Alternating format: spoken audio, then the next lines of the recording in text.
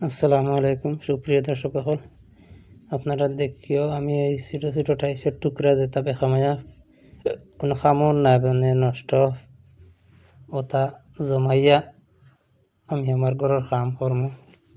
পুরা ভিডিওটা দেখে যাইব লাস্ট পর্যন্ত, কামটা কীরকম হইল বা কিছু বোঝা যায়নি, লাস্ট ফিনিশিংটা দেখবা।